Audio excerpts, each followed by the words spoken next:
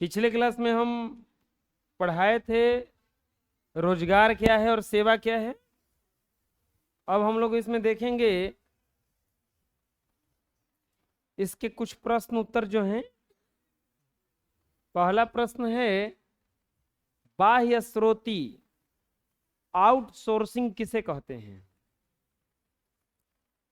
जब बहुराष्ट्रीय कंपनियां या अन्य कंपनियां नियमित सेवाएं अपनी कंपनी के माध्यम से न करके किसी बाहरी या विदेशी स्रोत या संस्था से समूह से प्राप्त करती है तो उसे बाह्य स्रोती कहते हैं।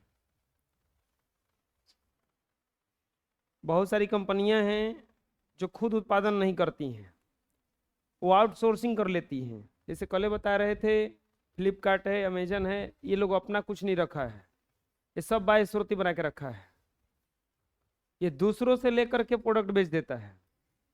तो ये कोई भी जब कंपनी जो हो वो खुद ही उत्पादन नहीं कर रहा है, दूसरे को उत्पादन को बस ले के बेच दे रहा है। इसी चीज को क्या कहा जाता है?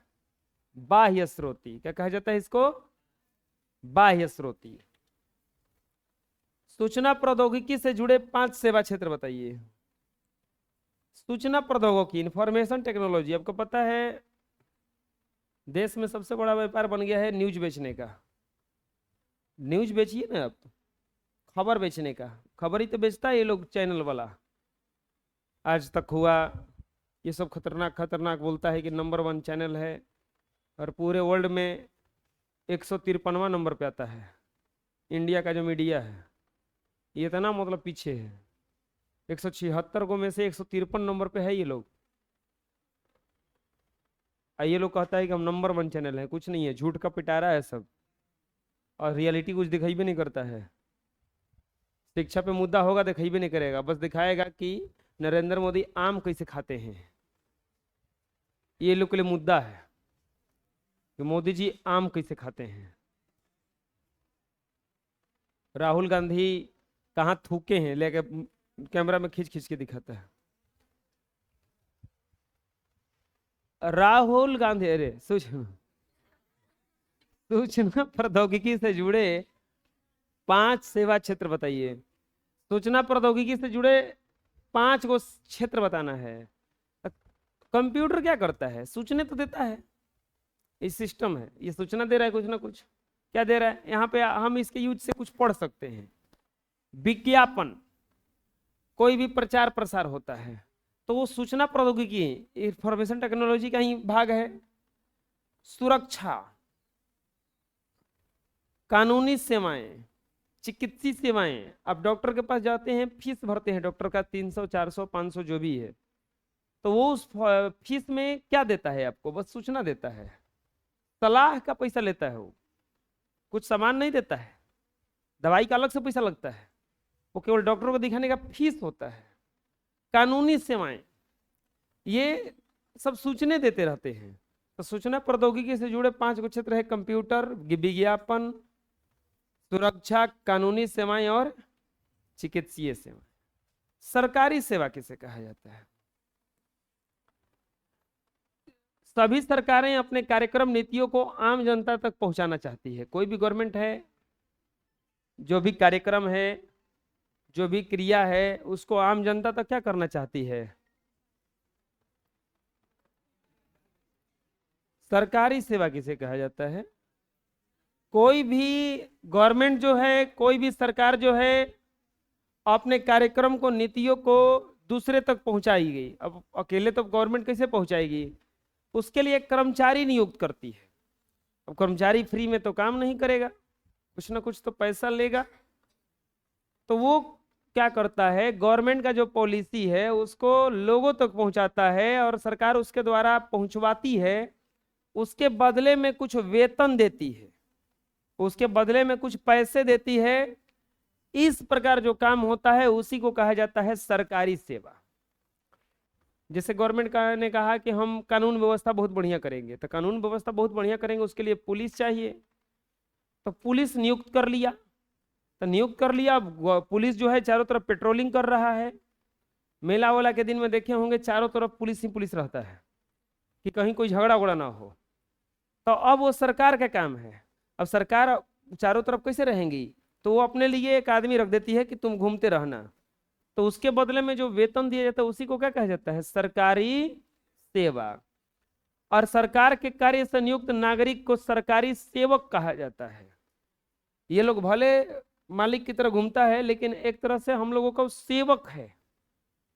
उन लोग को सैलरी कहाँ से आता है, बोलो कि तो सरकार देती है। सरकार सैलरी कहाँ से लेती है, हम लोगों से लेती है। टैक्स भरते हैं हम लोग। अब वो लोग हम तो टैक्स नहीं भरते हैं। भर रहे हो टैक्स, एक कलम भी खरीद रहे हो उसका सरकार टैक्स ले लिया है, वो आपको पता नहीं चलता है टैक्स तो भरा रहा है। पेट्रोल खरीदने का टैक्स भरा गया, कुछ भी सामान खरीदने गया ये क्या टैक्स भर रहे हैं हम लोग।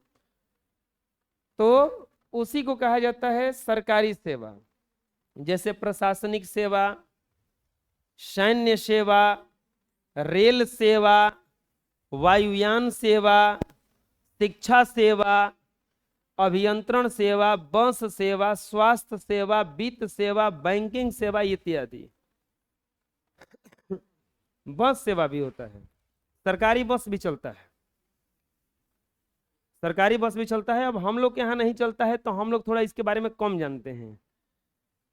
बहुत सब सेवा में गवर्नमेंट सेवा हर जगह है। गैर सरकारी सेवा क्या है, जब सरकार अपने द्वारा नियम संचालित विभिन्न कार्यक्रमों को गैर सरकारी संस्थाओं के सहयोग से लोगों को तक पहुंचाने का काम करती है। लोग स्वयं अपने प्रयास से ऐसी सेवाओं से सृजन से लाभान्वित होते हैं, तो इसे गैर सरकारी सेवा कहा जाता है।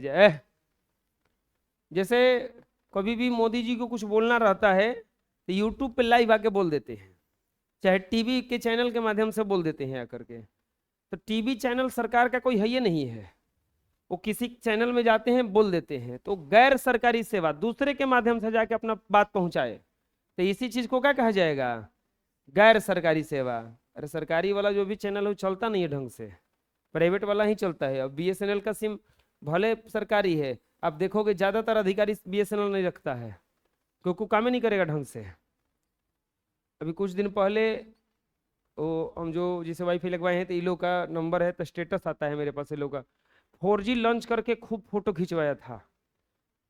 4G टावर लगवाया ये लोग और खूब फोटो खिंचवाया। मनो में तो आया लिख दे कि 5G चल रहा है दुनिया में, 6G का एक्सपेरिमेंट हो रहा, तो 4G पे भी खुश है तू लोग।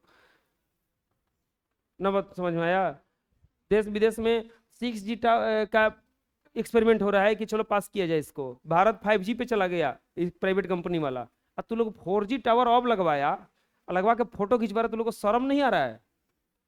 बात वही हुआ कि दुनिया सब कार में घूमने लगी, हम साइकिल खींच के सेल्फी ले रहे हैं साइकिल के साथ, देखो साइकिल किन ली है। वो शर्म का बात है, गर्व का बात नहीं है। कितना अच्छा रहता तू एक 6G लॉन्च करके फोटो खिंचवाता कि देखो हम लॉन्च कर दिए। हाँ, दुनिया स्पोर्ट्स शूज पहन के घूम रही है, अब चप्पल पहन के फोटो खिंचवा रहे हैं और कह रहे हैं कि देखिए हम चप्पल खरीद लिए हैं। गैर सरकारी सेवा, गैर सरकारी सेवा समझ में आ जाएगा ना। जब सरकार खुद ही वेतन दे करके काम करवाएगा तो सरकारी सेवा, और जब दूसरे के माध्यम से करवाएगा तो वो गैर सरकारी सेवा। आधारभूत संरचना क्या है, देखिए बच्चों, कोई भी देश के आगे बढ़ने में सबसे जो महत्वपूर्ण स्थान होता है वो इंफ्रास्ट्रक्चर, आधारभूत संरचना का होता है। इंफ्रास्ट्रक्चर बहुत जरूरी है। इंफ्रास्ट्रक्चर का मतलब होता है जो मुख्य रूप से बुनियादी चीज है वो अवेलेबल होना, जैसे सड़क, शिक्षा, बिजली, कानून व्यवस्था, ये सब बहुत जरूरी चीज है। इसी को कहा जाता है बुनियादी सेवा। सेवा क्षेत्र के विकास के लिए देश एवं राज्य स्तर पर बुनियादी सुविधाएं होना नितांत आवश्यक है। ये सुविधाएं विकास धारा की रीढ़ के हड्डी के समान है, जिनकी अनुपस्थिति में विकास की क्रिया संभव नहीं है। बुनियादी सुविधाओं के अभाव में उत्पादन के लिए कच्चे मटेरियल की पहुंच एवं खपत, स्वयं उत्पादन संभव नहीं है। किसी भी देश या राज्य का विकास के लिए बुनियादी सुविधाएं बहुत मायने रखता है। इन बुनियादी सुविधाओं को आधारभूत संरचना कहते हैं। आधारभूत संरचना के दो प्रकार होता है, आर्थिक आधारभूत संरचना और गैर आर्थिक। आर्थिक में जैसे आता है, आर्थिक का मतलब हुआ कि पैसे से ही वो आधारभूत संरचना आ पाएगा, जैसे वित्त, ऊर्जा, यातायात, संचार इत्यादि। गैर आर्थिक आधारभूत संरचना में आता है शिक्षा, स्वास्थ्य, नागरिक सेवाएं इत्यादि। इसको साधारण भाषा में समझना है। आपको डॉक्टर बनना है, अगर आपको डॉक्टर बनना है तो आप या तो आप नीट क्रैक कीजिए और फिर आपको बढ़िया सा कोई कॉलेज मिल जाएगा, आप जा करके पढ़ाई कीजिए और डॉक्टर बन जाइए, नहीं तो आपको डायरेक्ट एडमिशन लेना पड़ेगा। तो उसमें दो प्रकार का क्रिया आएगा। आधारभूत संरचना आपके पास होना चाहिए, आर्थिक होना चाहिए और गैर आर्थिक होना चाहिए। आर्थिक में क्या होना चाहिए कि आपके पास कम से कम 50-60 लाख रुपया होना चाहिए, तब उसमें एडमिशन मिलेगा। 1 करोड़ तक जा सकता है ये राशि, अगर बढ़िया कॉलेज लेना है तो यानी कि आपको आर्थिक आधारभूत संरचना चाहिए कि आपके बैकग्राउंड सही होगा तब जाके पहुंच पाइएगा वहां पे। दूसरा क्या होना चाहिए, आपको पढ़ने का मन होना चाहिए, वो गैर आर्थिक है। ये नहीं कि पैसा है अब पढ़े के मन,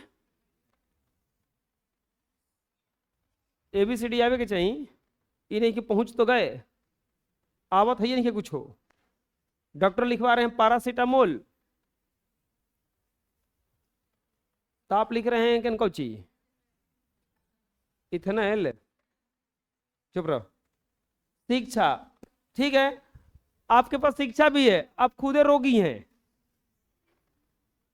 दूसरे को ऑक्सीजन लगाना है, आप खुद ऑक्सीजन लगा के घूम रहे हैं, तो ये भी डैमेज कर देगा ना।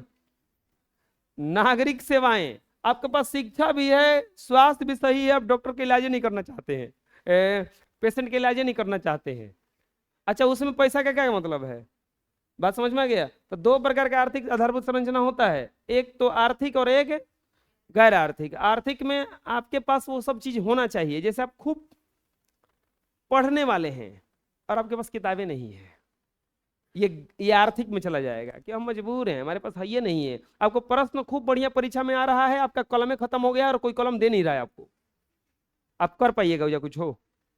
ओजा आपका गैर आर्थिक ठीक था, आर्थिक खराब हो गया कि खूब आ रहा है, कलम खराब हो गया, बूटी उड़ गया, इंक खत्म हो गया और बगल वाला आपको दे नहीं रहा है, समय निकलता जा रहा है, आपका गैर आर्थिक स्थिति खराब नहीं है, आपका आर्थिक स्थिति वहां पे क्या है, आप 1 दर्जन कलम लेके गए हैं लेकिन एक को प्रश्न नहीं आ रहा है, एग्जामिनर चोरी नहीं करने दे रहा है, तो वहां पे क्या आपका खराब है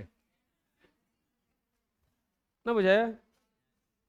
रोजगार और सेवा में क्या संबंध है?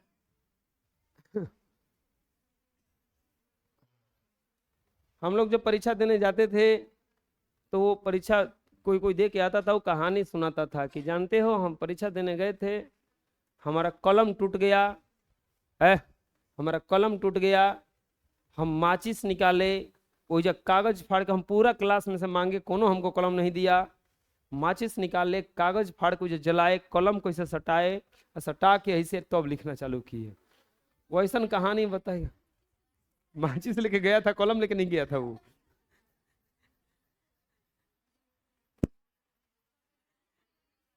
माचिस लेके गया था, कलम लेके नहीं गया था। रोजगार सेवा में क्या संबंध है? आप मैट्रिक का जब परीक्षा देने जाइएगा, आपको इतने लोग सलाह देंगे पता नहीं चलेगा कि हम जा कहाँ रहे हैं। लड़का सोचता है कि बॉर्डर पे लड़ने कहाँ जा रहे हैं, हम सही बता रहे हैं आपको, इतना लोग सलाह देंगे, यहाँ तक कि दही गुड़ निकाल के रखेंगे, ले बेटा खा ले। अब वही जब आप कोनो दूसर परीक्षा नौकरी करके जो जो जो जल्दी जो बढ़िया से लिखिए जो, मैट्रिक का परीक्षा देने में क्या हो जाता है, एकदम लगता है कि एकदम। और आप लोग तो खैर ठीक है, आप लोग तो ये जैसे घर से दे दीजिएगा परीक्षा। दिक्कत होता है गांव देहात वालों का कि मान लो कि जैसे अब हमारे गांव है जैसे 30-35-40 किलोमीटर दूर यहाँ से, हमारा परीक्षा पड़ा था डिहरी यहाँ से, अभी यानी कि लगभग 60 किलोमीटर हो गया यहाँ से, घरे से हमारा। अब वो जैसे हम कैसे रोज जाएंगे, तो चलो रूम देखने चलते हैं, रूम जाके खोजता है लिखवा। अब घर से ऐसा विदाई होता है उसका, लग रहा विदाई हो रहा है, अब जा जाए, अब बाबुल का अंगना छोड़ के जाए अब तू हो जो बाल है। मम्मी रोते रोते विदा कर रही है, हाँ बबुआ बढ़िया से रही है, देखिए हाथ मत जरे, हाथ मत जरे। अजब हाल है। रोजगार एवं सेवा में क्या संबंध है? तुम लोग को ना समझ में आएगा ये सब बात, क्योंकि तुम लोग तो घर से जाते हो। अब हम नहीं रहे थे, हम अपना परीक्षा में एथू में रहे थे, किसी रिलेशन में जाके। अब वहाँ पे हमको पहला बार घरे से बहरी मिलने के लिए था, मिला था रहने के लिए, क्योंकि दिन रात निगरानी में रहना पड़ता था। और वहाँ पे हमको एक रेंजर साइकिल मिल गया परीक्षा देने जाने के लिए। आ हा, आनंद ही आनंद है। रेंजर साइकिल चलाने के लिए उस समय 2010 में मुश्किल था। और उस समय रेंजर साइकिल मोटा टायर वाला मिला, भर दिन साइकिल चलाते थे हम। अरे बढ़िया लगता था, क्या समझ रहे हो, डिहरी के चौड़े चौड़े रोड पे। चौड़ा रोड था ना। हैं? चलो देखो, रोजगार सेवा में क्या संबंध है? हैं? उस समय उतना फेर था। साही एग्जाम दे के आके साइकिल चलाते थे, फिर पढ़ते थे। मूर्ख लड़को, हम लोग का कष्ट तू लोग का समझो जी। टेम्पू में लदा के जाने वाले, टेम्पू में बैठ बैठ के जाता है सब। हम देखे हैं बांसा जाना के जाता है, दोनों टेम्पू में बैठ जाता है। हम लोग पैदले जो हैं पढ़ने, पैदले नदी, नदी पार करना पड़ता था। बरसात के दिन में बिना चप्पल के जाना पड़ता था। यहाँ तक पैंट मोड़ के जा रहे हैं आदमी, ऐसे भी स्थिति में पड़े हैं। तू लोग तनके बाहरी सो जाता है, गली गीला है हम नहीं जाएंगे। अजब वाले लगता है। देखो जी, रोजगार एवं सेवा में क्या संबंध है? रोजगार से तात्पर्य, चुप रहो आप, वैसे काम से है जिसे कोई व्यक्ति अपनी पूंजी या बैंक से ऋण लेकर चलाता है। रोजगार करने का मतलब क्या हुआ कि आप अपना खुद का काम कर रहे हैं। रोजगार करने की निश्चय करने पर यह निश्चित नहीं है कि लाभ होगा या हानि, ये भी फिक्स नहीं है कि आपको प्रॉफिट होने वाला है या लॉस होने वाला है। रोजगार से कभी कभी बहुत लाभ होता है, तो कभी कभी लगाई हुई पूंजी भी क्या हो जाती है, डूब जाती है। अब आता है सेवा। जब आप नौकरी कीजिएगा, आपका लॉस कभी नहीं होने वाला है, कभी लॉस हो भी नहीं करेगा। किसी भी सरकारी या गैर सरकारी संस्थाओं में काम करके जो आय प्राप्त करना सेवा कहलाता है। सेवा में एक निश्चित आय प्राप्त होती है और इस क्षेत्र में हमें पूंजी लगाने की जरूरत। आप कहीं नौकरी कीजिएगा तो आपका थोड़ा ना पैसा लगा है, हम बतेबे किए हैं कि आपको खाली मतलब कौन चीज से है, सैलरी से है। और वही रोजगार कीजिएगा तो आप हो सकता है कि बहुत ज्यादा अमीर बन जाए, नहीं तो पूरा दिवाला निकल सकता है आपका। दिवाला मतलब जो भी पूंजी लगाए हैं वो सब डूब गया, कर्ज ऊपर से हो गया। आर्थिक संरचना का क्या महत्व है? वही आ गया आधारभूत संरचना या आर्थिक संरचना। आर्थिक संरचनाएं प्रत्यक्ष रूप से उत्पादन एवं लोगों की खुशहाली में वृद्धि करती है। आर्थिक विकास के सभी क्षेत्रों से इसका प्रत्यक्ष संबंध है। आर्थिक सुरक्षा के अंतर्गत वित्त, ऊर्जा, यातायात, संचार इत्यादि क्षेत्र को सम्मिलित किया जाता है। इस संरचना में वित्तीय संस्थाओं का अधिक महत्व है। बैंकिंग सेवा इससे सर्वाधिक ऊपर है।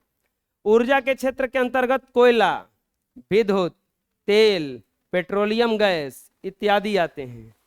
यातायात का भी आर्थिक संरचना में बहुत महत्व है, क्योंकि इसके बिना सेवाओं का एक जगह से दूसरे जगह पर आदान प्रदान नहीं हो सकता। संचार के अंतर्गत डाक, तार, टेलीफोन, मीडिया अन्य है। आर्थिक संरचना के कारण ही किसी भी देश का, किसी भी क्षेत्र का, किसी भी राष्ट्र का विकास हो पाएगा। प्रत्यक्ष या अप्रत्यक्ष रूप से हम लोग आर्थिक संरचना पर आधारित हैं, आधारभूत संरचना पर आधारित हैं। आधारभूत संरचना के अंतर्गत क्या क्या आएगा? वित्त यानी कि पैसा होना चाहिए, ऊर्जा होना चाहिए यानी कि जो भी कुछ भी अगर मशीन वशीन चलेगा तो सब बिजली से चलेगा। अब कुछ भी ले जाना हो तो रोड चाहिए, ये नहीं कि ऐसा रोड है कि वहां पे कुछ जा ही नहीं पाएगा। अब शीशा का कारोबार करने गए और रोड है एकदम उबड़ खाबड़, पता चला बना तो दिए शीशा, पहुंचाएंगे कैसे? निकला, जैसे ही 2 ब्रेकर पार किया, वापस आ गया। संचार, कुछ गड़बड़ हुआ तो फोन ऑन भी तो करना है, तो संचार का भी व्यवस्था होना चाहिए। अगर ये चारों चीज रहा तो आपका आर्थिक व्यवस्था, आधारभूत संरचना क्या है, ठीक ठाक है। मंदी का असर भारत में क्या पड़ा? वही आ गया मंदी 1991 का, 1990 का जो मंदी आया था। भारत में कम पड़ा इसका असर, क्योंकि भारत का पूंजी व्यवस्था काफी मजबूत अवस्था में है। यहाँ के इंजीनियर आज भी बाह्य स्रोती बने हुए हैं। हमारे यहाँ जो अच्छे अच्छे इंजीनियर होते हैं, कोई कोई होते हैं अच्छे अच्छे होते हैं, तुरंत भाग जाता है यहाँ से। जैसे ही देखता है कि ठीक ठाक सैलरी का पैकेज मिल गया विदेश से, तो भाग जाता है। तो ये बाह्य स्रोती बने हुए हैं। विदेशों में इनकी सेवा का काफी मांग है। अरे आपको पता होना चाहिए कि एक इंडियन 3 जापानीज के बराबर होता है। यानी कि 3 गो जापान का लोग जितना काम करेगा, एगो कौन कर देगा? 3 गो इंडियन, 2 इंडियन 1 जापानीज के बराबर होता है। कि 2 गो इंडिया का आदमी अगर एक साथ काम करे तो एगो का काम एगो जापानीज उतना कर देगा, और 3 गो इंडियन 0 जापानीज हो जाता है। ये आंकड़ा में लाया हुआ है कि अकेले आदमी इंडिया का 3 गो जापान के आदमी के बराबर काम करेगा, दिमाग लगाएगा। 2 गो जहां मिल जाएगा, एगो के बराबर काम करेगा। और गलती से 3 गो मिल गया, वो एको के बराबर काम नहीं कर पाएगा, अपने में बक बक करेगा। हमारे यहाँ के इंजीनियरों का अब देखिएगा, बड़े बड़े पोस्ट पर एक को इंडियन को रख देता है सब। अब 2-4 को नहीं रखेगा, 2-4 को रखेगा तो ये अपने में राजनीति शुरू कर देगा सब। अभी भी भारत का जो इंजीनियर हैं बाह्य स्रोती बने हुए, विदेशों में इनकी सेवा का काफी मांग है। सूचना प्रौद्योगिकी में आज भारत बहुत आगे है। इन्हीं सब कारणों से भारत का आधारभूत संरचना कमजोर रहने के बावजूद विश्व में आई आर्थिक मंदी का भारत में बहुत कम प्रभाव पड़ा। कुछ महंगाई बढ़ा, लेकिन केंद्रीय सरकार के गैर जिम्मेवारी और गलत निर्णयों के कारण, केंद्र सरकार को हैंडल नहीं करने आया, तो उसके कारण कुछ महंगाई बढ़ गया। वैश्वीकरण का प्रभाव सेवा क्षेत्र पर क्या पड़ा? आपको 3 चीज पढ़ना है: उदारीकरण, निजीकरण, वैश्वीकरण। इसका प्रभाव क्या पड़ा? देखो, वैश्वीकरण का मतलब होता है हमारे देश का सामान कहीं भी बिक जाए, उस देश का सामान किसी देश में बिक जाए। एक बार क्या हुआ ना कि सब अपने अपने कंट्रोल में था। अच्छा, आप बाजार में जाते हो सब्जी खरीदने के लिए, तो क्या खाली तालाब पर का आदमी खरीदता है? दूर दूर के गांव का आदमी आ जाता है खरीदने के लिए। सासाराम में दूर दूर शहर से लोग आ जाता है। तो वैसे ही एक देश का सामान, अब कोको कोला जो कंपनी है, ये इंडिया का नहीं है, वो विदेश का कंपनी है। यूट्यूब, फेसबुक जो है, ये इंडिया का कंपनी नहीं है, विदेश का कंपनी है। ये इंडिया में इतना बढ़िया से क्यों चलता है? वैश्वीकरण के कारण। कोई रोक छेक नहीं है। कोई भी अगर अच्छा चीज है उसको कहीं भी देश में चलाया जा सकता है, बस उसके नियम और कायदे का पालन करना होगा। नियम और कायदे का पालन करके वो अपने देश के संस्था को दूसरे देश में भी चला सकता है। वैश्वीकरण के कारण दूसरा चीज, हम लोगों का वैश्वीकरण के कारण 2 चीज का, केवल पदार्थ नहीं गया इधर उधर, मानव पूंजी भी चला गया। यहाँ के इंजीनियर विदेश में चले गए, विदेश के इंजीनियर यहाँ पर आ गए, ऐसा भी कुछ हुआ। वैश्वीकरण के कारण देश सेवा क्षेत्र में अभूतपूर्व प्रगति हुई है। सेवा क्षेत्र रोजगार का एक व्यापक क्षेत्र है, जिसके अंतर्गत आए दिन मानव संसाधन के लिए व्यापक पैमाने पर रोजगार उपलब्ध होता है। वर्तमान समय में सकल घरेलू उत्पाद में सेवा क्षेत्र का योगदान 50% से भी ज्यादा हो गया है। आर्थिक समीक्षा 2006-07 के अनुसार, केंद्रीय बजट 2007-08 के अनुसार सेवा क्षेत्र का योगदान 68.6% हो गया है।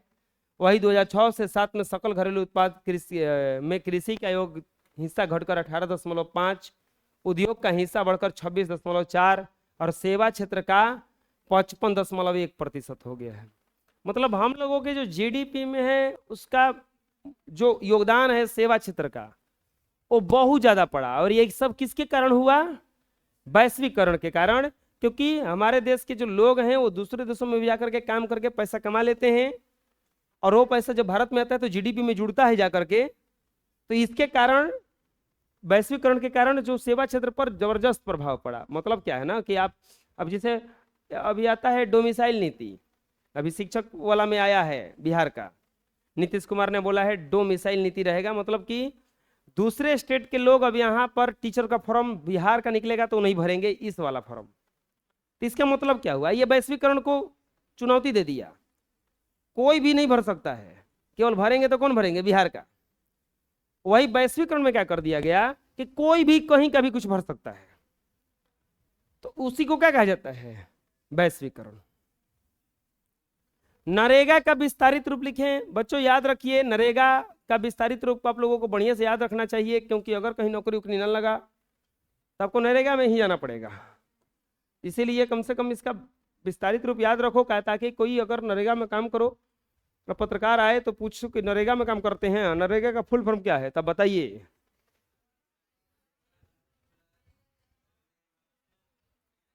National rural employment guarantee act.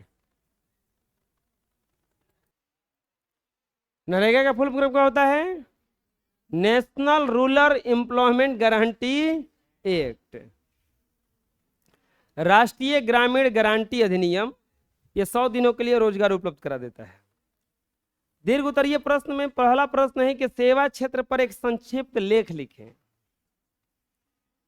जब देश या राज्य की सरकारें अपने नागरिकों के काम के बदले मासिक वेतन देती है तो इस सरकारी के लिए सरकारी क्षेत्र का सेवा कहा जाता है, सेवा क्षेत्र कहा जाता है। सेवा क्षेत्र को 2 विभागों में विभक्त किया गया है, सरकारी गैर सरकारी। जब देश व राज्य की सरकारें लोगों को काम के बदले मासिक वेतन देती है और विभिन्न क्षेत्रों में काम लेती है तो इसे सरकारी सेवा कहा जाता है। सरकारी सेवा क्षेत्र में नागरिकों को लोगों की नियुक्ति के लिए एक नियम होता है।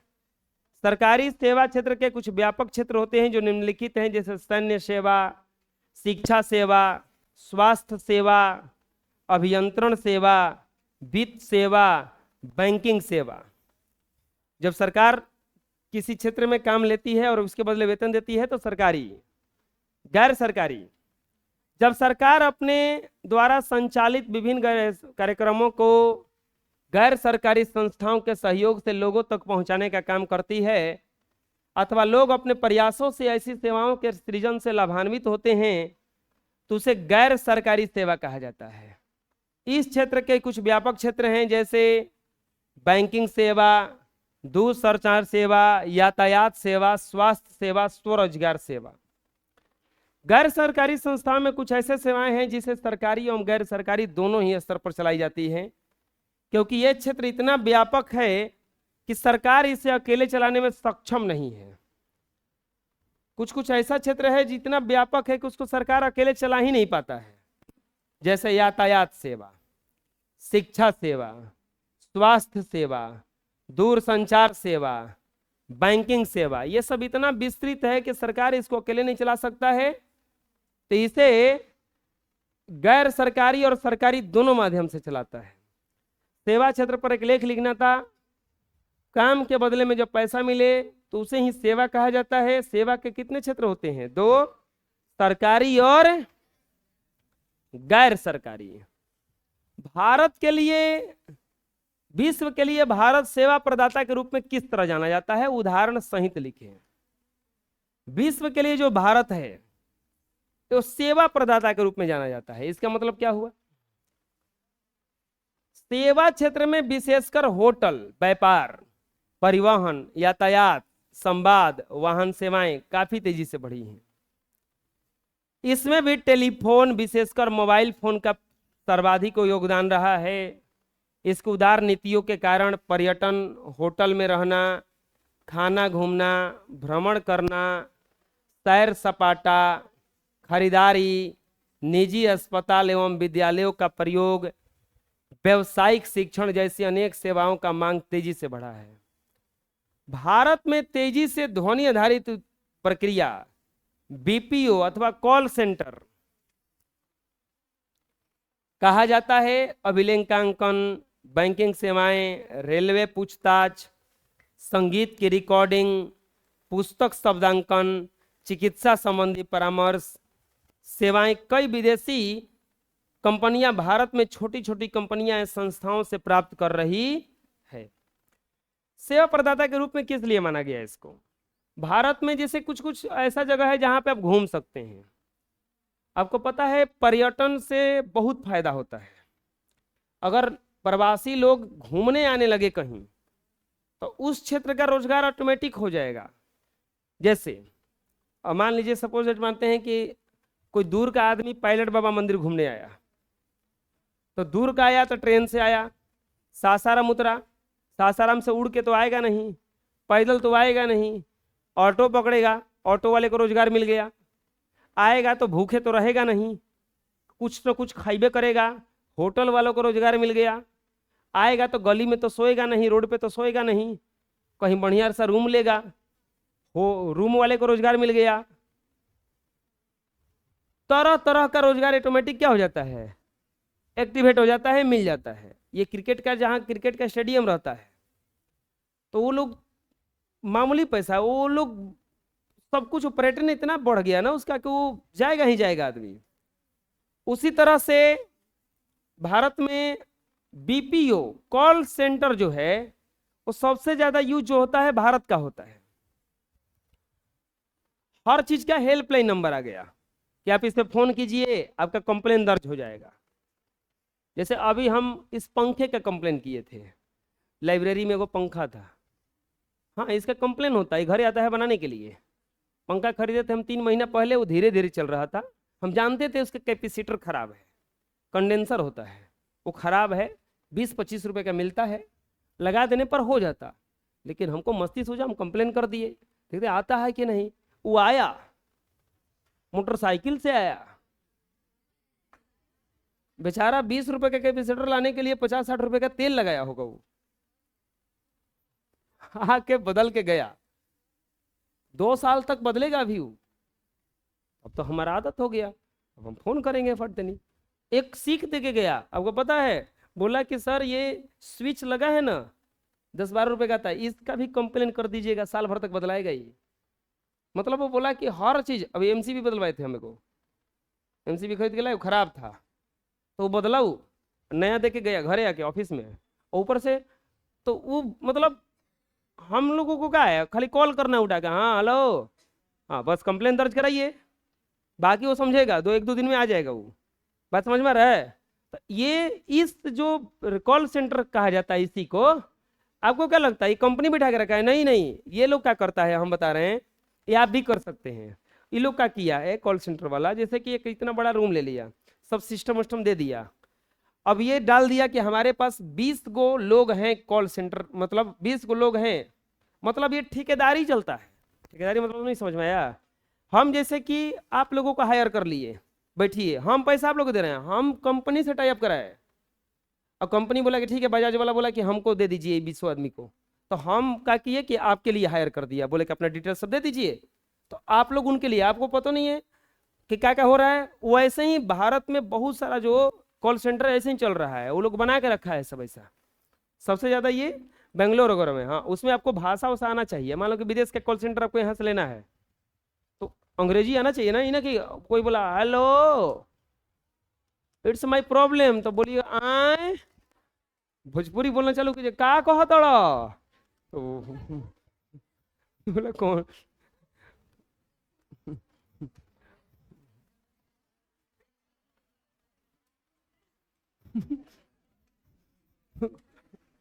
अच्छा रखियो देगा।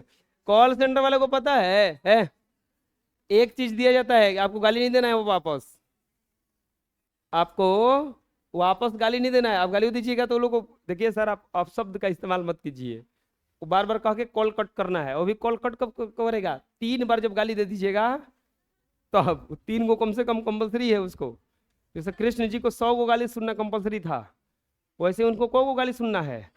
3 को जब आप कर देते हैं तब वो लोग कॉल कट करेगा, गाली नहीं देगा, बुझा रहे ना।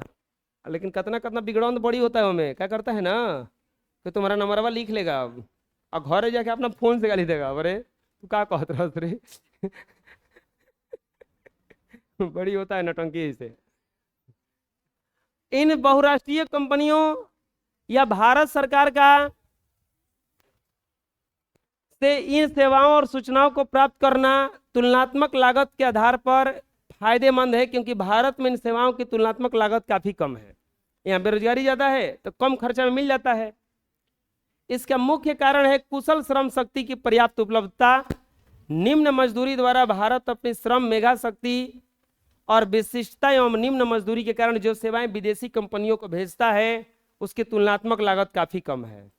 इसीलिए इस क्षेत्र में व्यापक रोजगार मिल रहा है। यही कारण है कि आउटसोर्सिंग के मामले में भारत एक महत्वपूर्ण गंतव्य बन गया है। जब संयुक्त राज्य अमेरिका, इंग्लैंड जैसी कंपनियों देशों में बहुचर्चित मुद्दा और समस्या भी बन गया है। मतलब बड़े बड़े जो, अब इसमें एक दिक्कत भी है ना कॉल सेंटर का। क्या दिक्कत है? आपको अपने कंपनी का पूरा इंफॉर्मेशन देना पड़ेगा इनको, तभी तो ये लोग काम कर पाएंगे। तो ये यूएन के लिए, बड़े बड़े देशों के लिए एक मुद्दा बन गया है कि अपना पूरा डेटा हम उसको देना पड़ रहा है हमको। अतः कहा जा सकता है कि भारत विश्व को एक बहुत बड़ा सेवा प्रदान करने वाला अर्थात सेवा प्रदाता है, जिसकी सेवाएं उल्लेखनीय है। आपको पता है ना कि भारत के बिना किसी देश का काम हम चलता बोलता नहीं है। कहा जाता कि जो हमसे टकराने का कोशिश, हमको नीचे गिराने की कोशिश में कितनों का वजूद मिट गया, तो वही है भारत अपना। अभी कल का क्रिकेट मैच में हुआ है नौटंकी, कुछ ट्रॉफी नहीं लिया है। क्रिकेट के मैच में कल ट्रॉफी नहीं लिया और खलिया ट्रॉफी लेकर इसे उड़ाया है। ट्रॉफी नहीं लिया है कि हम तुमसे ट्रॉफी नहीं लेंगे। अभी केस हुआ है उस पर, वो ट्रॉफिया लेके चल गए हैं वापस। तो बीसीसीआई केस किया है कि तुम्हारा ट्रॉफी था वो, हम तुमसे नहीं लिए, तुमको रख के जाना चाहिए था उजा। भारत कह रहा था कि हम तुमसे नहीं लेंगे, दूसरा से ले लेंगे, पाकिस्तान वालों से ना लेंगे हम। और वह खड़ा था उजा का वो हेड जो था, वो कि हम ही देंगे। वो बोला कि तुमसे ना लेंगे हम, भले बिना ट्रॉफी के रहेंगे। वो गजब हुआ था जी। वही हाल हुआ कि हमें ये ट्रॉफी देने के लिए खड़े हैं, उधर जिसको ट्रॉफी लेना है उधर मोबाइल चला रहा है। वायरल हुआ है वीडियो बाबू कि वो ट्रॉफी देने के लिए खड़ा है कि लोग आएगा, ये लोग मस्त घूम रहा है गार्डन में, कोनो मोबाइल चला रहा है, कोनो फोन पर बतिया रहा है, उधर ध्यान ही नहीं दे रहा है कोनो ट्रॉफी बटाता। सुन, बेइज्जती करना चाहिए जी, यही घोर बेइज्जती न है। कुछ कहो, मजा आया देखे। बात समझ में आ रहा है? सुकून मिलता है सब देख के कि हाँ ये होना चाहिए। ये जो किया, अब लग रहा है कि भारत पाकिस्तान का जो मैच हुआ बढ़िया हुआ, जलील किया गया इतना। इन लोग को ऐसा ही भाषा समझाना है। सेवा के क्षेत्र में सरकारी प्रयास के रूप में किए गए, क्या किए गए हैं वर्णन करें। भारत सरकार के द्वारा रोजगार के सृजन के भारत सरकार के द्वारा रोजगार के सृजन के अनेक कार्यक्रम को विभिन्न पंचवर्षीय योजना के माध्यम से शुरू किया गया। इन कार्यक्रमों के सुसंचालन का जिम्मा राज्य सरकारों को सौंपा गया है।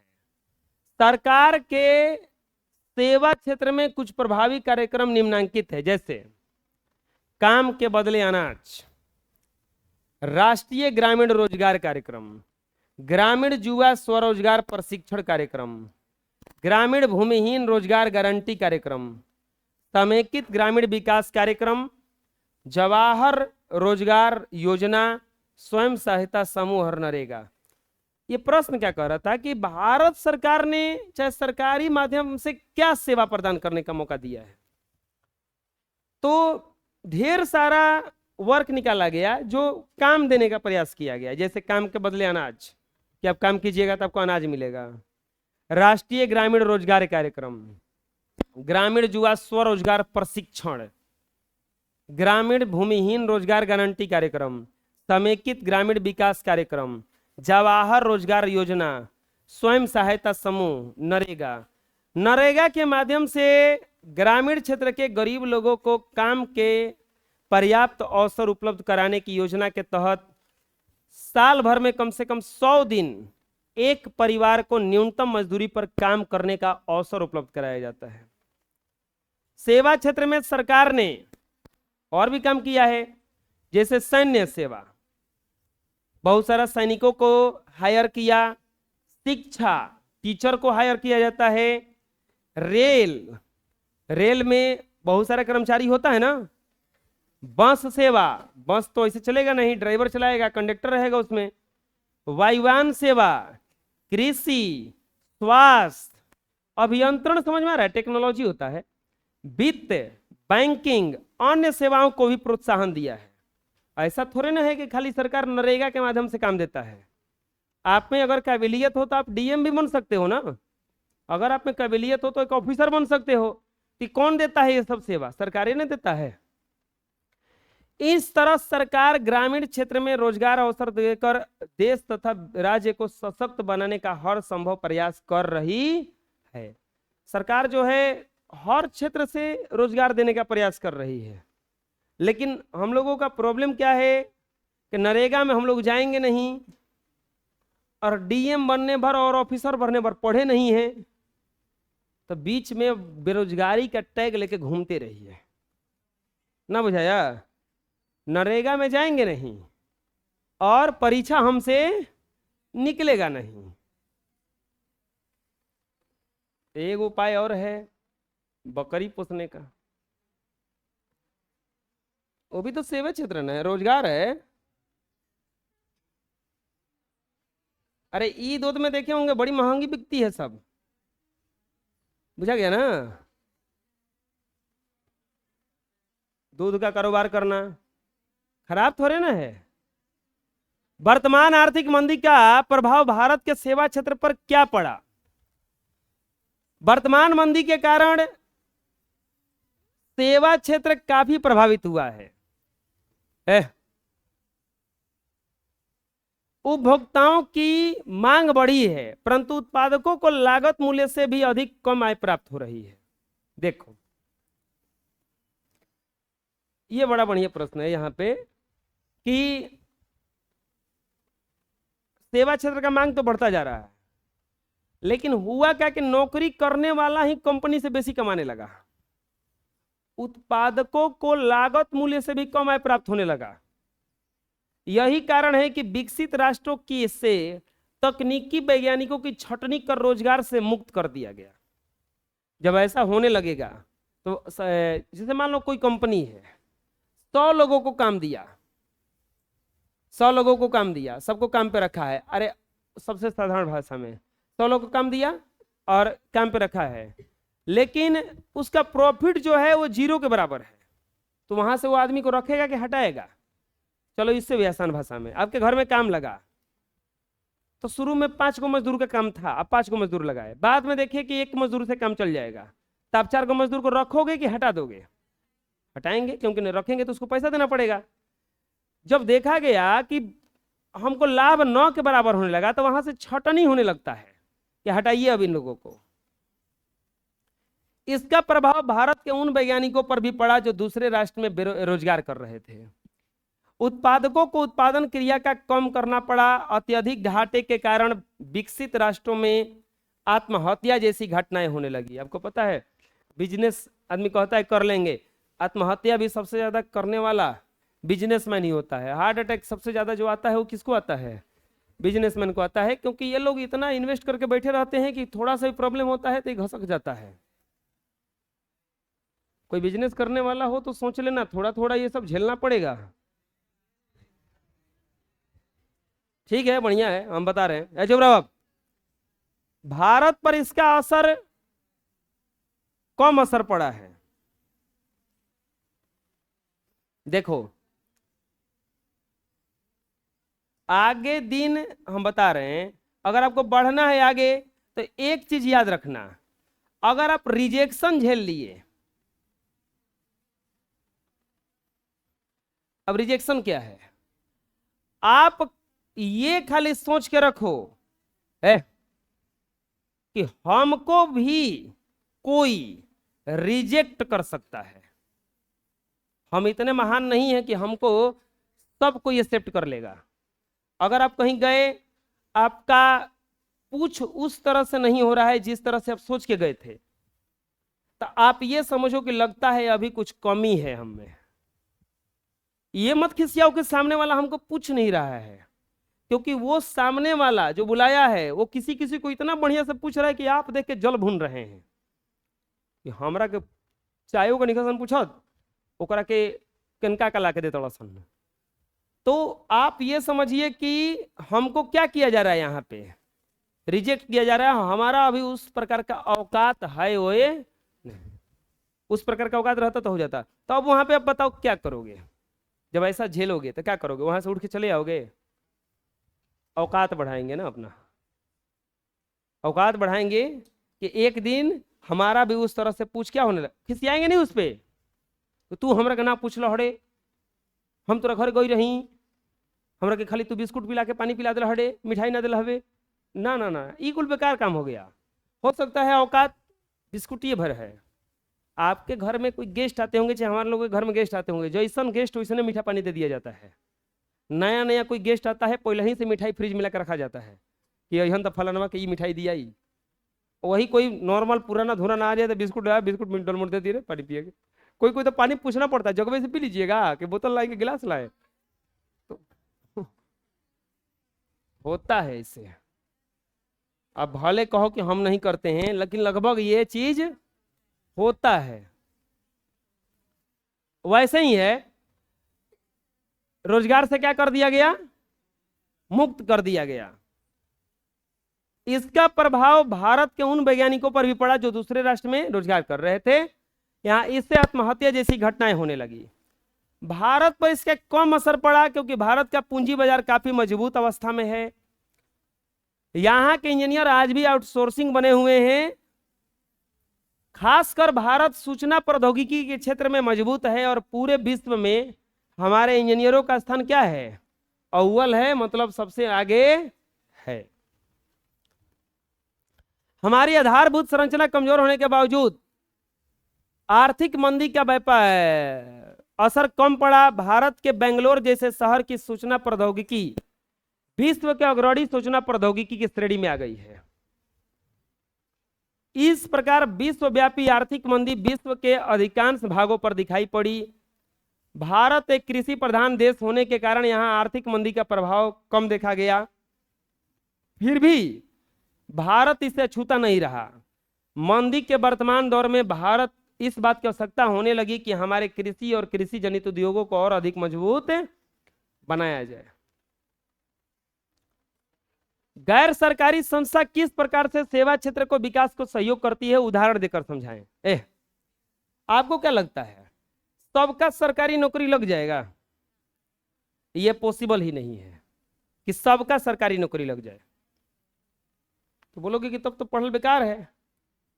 नहीं, देखो एक बात हमेशा समझ लो, अगर पढ़ाई का उद्देश्य तुम्हारा अगर नौकरी पाना होगा तो हमारे देश में केवल नौकर ही निकलेंगे, मालिक नहीं।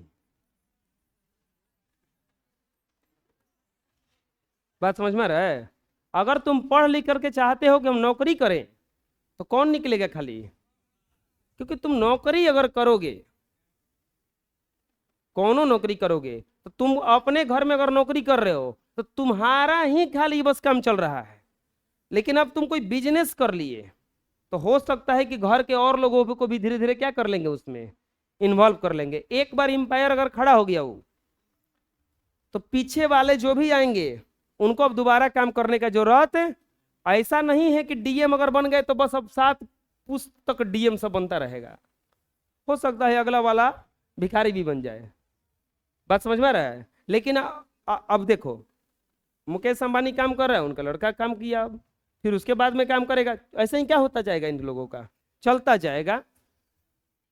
चलो देखते हैं हम लोग गैर सरकारी संस्था। सरकार हर किसी को रोजगार नहीं दे सकता है। अच्छा, रोजगार देने में सबसे ज्यादा कौन वाला है? गैर सरकारी रोजगार मिलता है कि गैर सरकारी?